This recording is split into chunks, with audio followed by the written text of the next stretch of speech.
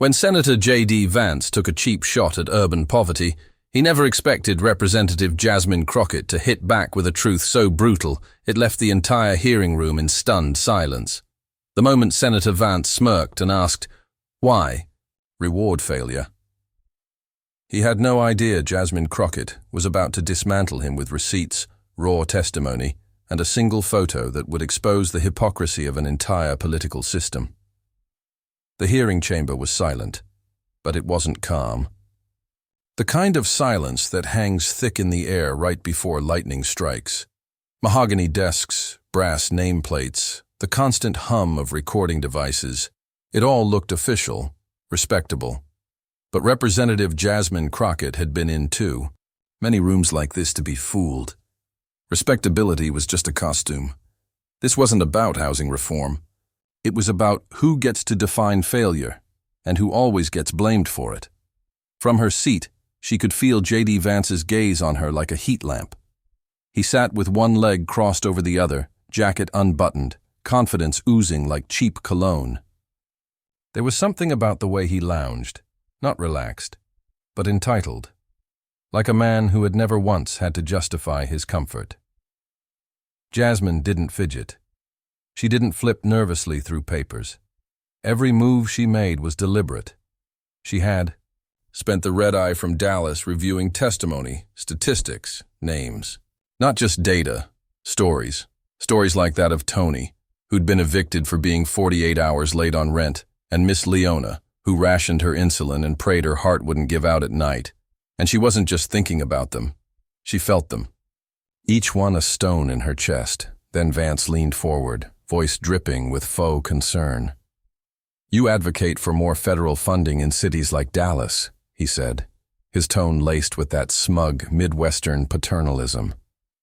"But how do you justify that when those cities are drowning in violence, mismanagement, and homelessness, wouldn't throwing money at failure just reward failure?" The words didn't just hang in the air. They stung. Every syllable carefully calculated to cast urban poverty as a moral failure, not a systemic one. To dismiss generations of struggle with a rhetorical shrug. Across the room, someone coughed. A staffer's pen clicked.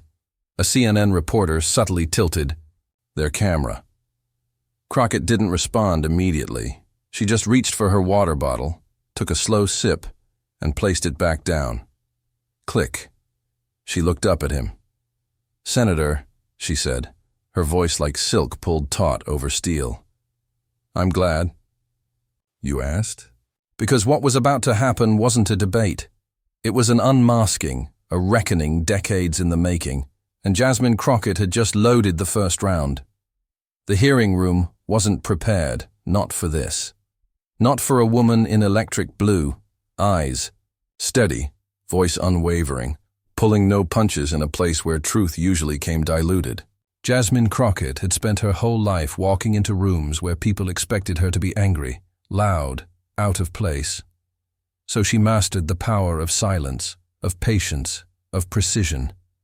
And now she was wielding it like a weapon. She leaned forward, carefully flipping through her binder.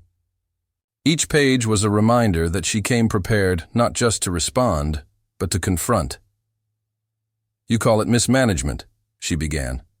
"But let's talk about what that really means. Let's talk about Brianna, a single mom in Oak Cliff, working 2 jobs and still sleeping in her car because she can't afford both rent and daycare. Let's talk about Jason, who got shot walking home from school, not because he was in a gang, but because there's no safe transit, no after-school programs, no investment. You think that's a result of poor choices?" She didn't raise her voice, but each word was razor-sharp, slicing through the air and cutting deep into the smugness on Vance's face. "When cities are set up to fail," she continued, "when public housing is crumbling, when grocery stores vanish and schools are underfunded, that's not mismanagement. That's sabotage." Her hand hovered over a tabbed section of her binder labeled Impact Studies, Federal Disparities. She pulled one out and held it up, not as a reference, but like evidence in a courtroom. She had studied law. She knew the power of visual truth. According To this 2023 GAO report, she said, 8 of the 10 poorest counties in America are rural, and many of them, let me be specific, are in your state, Senator, Ohio. There was a flicker in Vance's expression. Not panic, not yet, but the first sign of discomfort, a shifting in his seat, a twitch of the jaw, a quick glance to his aide, who was now furiously typing on a tablet. "You want to talk about violence and poverty?" she said. "Let's talk about the fentanyl epidemic ripping through rural communities. Let's talk about children being raised by grandparents because their parents are gone, either to prison or the grave." Then came the photo. She didn't slam it down. She simply slid it across the polished wood table toward Vance. The room leaned in, collectively, a crumbling house, peeling paint, collapsed porch, snow piled against the door. On the back, one word, Chillicothe. "This is Terry's house," Crockett said softly. 61 years old, living alone, heating her home with an oven. And when the wind cuts through the cracks, she wraps herself in 3 blankets and prays. "You want to talk about personal responsibility?" She worked at the same factory for 22 years before it shut down. Not because of her, but because someone wanted a bigger yacht. Dead silence. Even the reporters weren't typing. This wasn't just a political moment. This was a moral indictment. Crockett looked directly at Vance. "So no, Senator, I will not let you reduce my constituents, or yours, to a punchline." She sat back, calm, grounded, deadly. The room still hadn't recovered. Senator Vance sat stiffly now, his jaw tight, eyes fixed on a spot on the desk that didn't talk back. He had walked into that chamber expecting to control the narrative, to paint cities like Dallas as cautionary tales, to wrap urban suffering in rhetoric and wash his hands of it. But Crockett had changed the rules. She didn't just defend her city. She dragged the ghosts of forgotten towns into the conversation, ghosts Vance pretended not to see. She could have stopped there. She didn't. "You know what no one ever asks us?" Crockett said suddenly, her voice lower now, more intimate, as if she were no longer speaking to the Senate, but to the American people watching through the live stream. "They never ask what it feels like. What it feels like to know that you can play by every rule, work double shifts, avoid trouble, and still end up homeless. Or hungry. Or dead." A rustle of discomfort swept through the room. It's easy to debate numbers, harder to face humanity. "I remember," she continued, eyes locked on no one and everyone.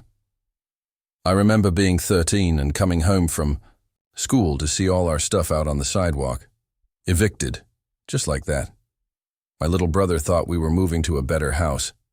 My mom couldn't even look him in the eye. No graphs, no stats. Just raw memory. That's when I learned that stability is a luxury," she said. "One bad month, one missed paycheck, one broken down car, and you fall. And nobody's there to catch you. Not the banks, not the landlords, not the politicians who blame you for needing help." Across the table, Senator Vance's fingers drummed nervously. Crockett turned her attention to the other senators now, scanning their faces. "And now you want to lecture us about rewarding failure." Her voice sharpened. "What's failure? Senator? Is it a mom working 3 jobs and still not affording rent? Or is it a government that lets billionaires write the tax code while kids eat ramen for breakfast, lunch, and dinner?" She paused. Let that hang. The silence wasn't just from discomfort anymore. It was respect, unwilling, perhaps, but undeniable. "When you've lived the failure this country designed," she said slowly, deliberately, "you don't need lectures. You need justice." And with that, she leaned back, poised, powerful, and completely unfazed. It started with a tweet, just a 90-second clip from the hearing. No music, no edits. Just Jasmine Crockett's voice cracking slightly as she said, "You don't need lectures. You need justice." Within 15 minutes, it had 100,000 views, then 1 million, then 5. TikTok split the clip into parts, each more viral than the last. Teenagers were stitching it. Nurses on lunch breaks were quoting it. Veterans were reposting it with captions like, "This is the America I live in." But the most surprising thing? It wasn't just city dwellers or liberals clapping back. It was rural America. A comment from a woman in Appalachian Kentucky went viral on its own. "I'm white. I live in a trailer. My husband's a coal miner with black lung and no coverage." What Jasmine said? "That's my life too. We're not lazy. We're forgotten." Another from a retired farmer in Nebraska read, "I voted for JD. I regret it. She told the truth, and that truth don't care who says it." Suddenly, Jasmine Crockett had done the unthinkable. She united pain, not red or blue pain, human pain. Meanwhile, in D.C., Vance's office was in full panic mode. They tried damage control, vague statements, calls for bipartisanship, and the usual spin. We appreciate all perspectives. But the internet doesn't forget, and Crockett's face was everywhere. Thumbnails with phrases like, "She ended him on live TV." "The day JD Vance got schooled." Jasmine Crockett, voice of the people. CNN played the full segment. Then MSNBC, then even Fox News, though they trimmed the most brutal parts. The shift was seismic. People began asking, "Who is Jasmine Crockett, and why hasn't anyone listened to her before?" And others answered, "Because she wasn't supposed to be heard." Until now. But Crockett? She wasn't watching the views rise. She wasn't on a press tour. She wasn't in makeup for interviews. She was in Dallas, at a local shelter, listening. Beneath a gray, weeping sky in North Dallas, Jasmine Crockett sat on a rusted bench in a park no tourist would ever visit. A crumbling jungle gym, paint peeled, from years of sun and neglect, stood empty behind her. Rain hadn't fallen yet, but the air was thick with the promise of it, heavy, pressing. Like the truth waiting to break through. She held a thermos of lukewarm coffee in one hand, but her mind wasn't on the taste. All around her, stories pressed in, voices too often ignored, now finally ready to be heard. They came in slow, some hesitant, others defiant. A woman with weathered hands and eyes like steel sat beside her. "I used to be someone," she said flatly. "Then a hospital bill took my house. Now I clean that same hospital. Funny, huh?" A teenage boy stood nearby, his arms crossed over a school sweatshirt 2 sizes too small. "My brother got shot 2 blocks from here, not by a gang, by a cop who thought his hoodie was a threat." And a mother, young, exhausted, clutched a sleeping toddler on her shoulder. "We sleep in a shelter 2 nights a week. Other nights, bus terminals, grocery store parking lots, whatever's open." Jasmine didn't speak. She didn't film it, she didn't post. She just listened, every word cutting deeper than any headline ever could. Because these weren't statistics. These were receipts. Back in D.C., the storm had begun. Right-wing pundits were furious. Emotional manipulation, playing the victim card, weaponizing identity. Congressman Vance went on Fox News and chuckled nervously, saying, "I didn't mean to offend anyone, but facts are facts." But the truth? The facts had faces now. Crockett's confrontation wasn't a soundbite. It had become a reckoning. Her words were being replayed in classrooms, community centers, barbershops, and boardrooms. In Oakland, a teacher paused her lesson and played the clip. "That's civics," she said. "That's what representation looks like." In a Detroit diner, an older man muttered between bites of eggs. "She spoke like she's been hungry." And I believe her. And then came Terry, the woman, from Chillicothe, Ohio, the one whose broken furnace Jasmine had exposed. CNN found her in her kitchen, space heaters humming in the background. Her fingers trembled as she spoke. "I've written letters, called my reps. They never came. But she brought my house into that hearing room, into the light." She paused, tears catching in her throat. "It's the first time I've felt seen. Really seen." The phrase exploded on social media. She saw us. Meanwhile, Jasmine was nowhere near a TV camera. That night, she walked into a women's shelter with no entourage, no press, no agenda. Just her.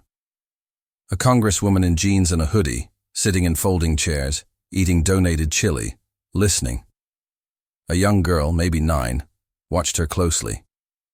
When Jasmine asked her name, the girl whispered, "Are you like the lady on YouTube?" Jasmine smiled softly and said, "That lady is me, but you're the story they missed." The girl didn't respond. She just reached out and took Jasmine's hand. And in that moment, Jasmine understood. This wasn't just about policy. It was about presence, the simple, radical act of showing up where no one else would. And still the question loomed. Would this moment last? Or would the system crush it like it always had? Because a storm was coming, and Jasmine had just made herself its target. The media had a taste for the drama, and the drama they got. Jasmine Crockett had shattered more than just Senator Vance's polished image. She'd shaken the very foundation of the political elite, and now the elite was angry. From all corners, the narrative began to twist. Right-wing pundits, desperate to regain control, unleashed a furious counterattack. Headlines screamed, "Jasmine Crockett, the face of the left's dangerous populism, the poverty politics of Jasmine Crockett exposed. How AOC's rising star is dangerous for America."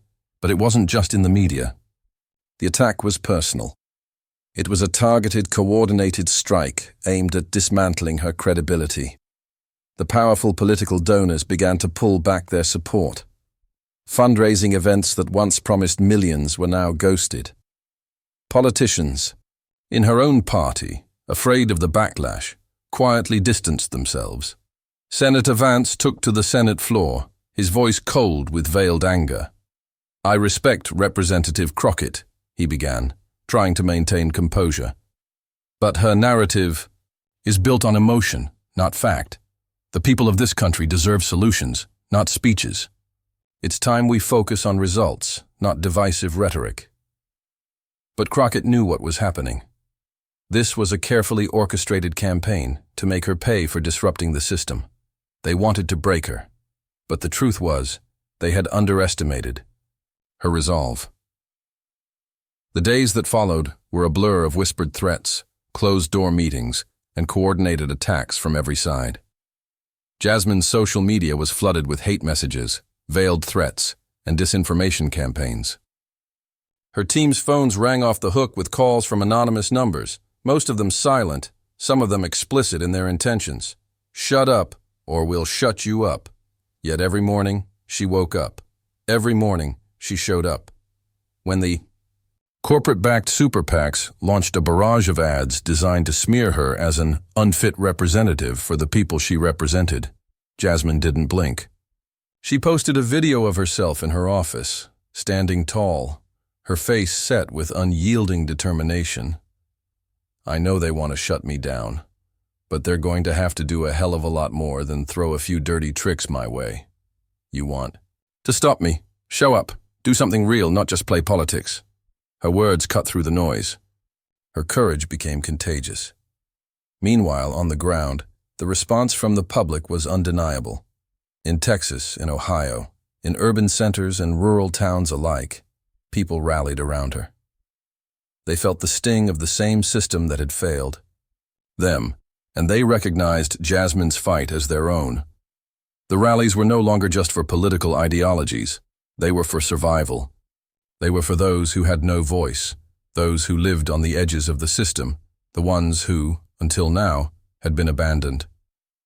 But the most significant moment came on the steps of the Capitol. Jasmine stood in front of hundreds of supporters, cameras flashing, protesters chanting in the background. And for the first time, she raised her voice, not as a politician, but as someone who had walked the walk. "You all think this fight is about me?" she said, shaking her head. "No, this fight is about us, the people who've been told our struggles aren't worthy of attention, the ones who've been silenced, ignored, and discarded. We are the ones who matter, Not their power, not their money, not their games. The crowd erupted in applause, but the battle was far from over. The media coverage. It started to change. What was once a scandalous clash in the hearing room had now evolved into a movement. Politicians on both sides began to take notice, even if they wouldn't admit it publicly. They were afraid. Afraid of the momentum Jasmine had built. Afraid of the truth she had unearthed. But there were still dangers lurking in the shadows. That very night, an anonymous leak surfaced, aiming to undermine everything Jasmine had worked for. A smear campaign, designed to paint her as corrupt, as another cog in the wheel of the very system she had tried to dismantle. It was a low blow, aimed at exposing any vulnerability. They were desperate. They were scared, and now, as she prepared for the next round of the fight, one thing was certain. This war was far from over. Jasmine Crockett had stepped into the ring, and she wasn't backing down. The powerful forces against her, they had no idea who they were truly up against. She wasn't just fighting for policy. She was fighting for people who had no voice, who had been cast aside by a system designed to fail them. This was her fight, and it was only just beginning. After Jasmine Crockett's speech on Capitol Hill, everything changed. It was no longer just a political battle. It became a movement. Jasmine had become the voice of the forgotten and the silenced. Everyone was watching her next move, but she didn't flinch. Her videos spread rapidly. People were finally speaking the truth. Comments flooded in. Finally, someone exposed the corruption. It wasn't just her words. It was a revolution in real time.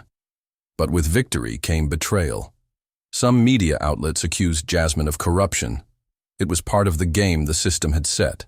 But Jasmine didn't back down. Instead, she went after them, exposing even more of the system's rot.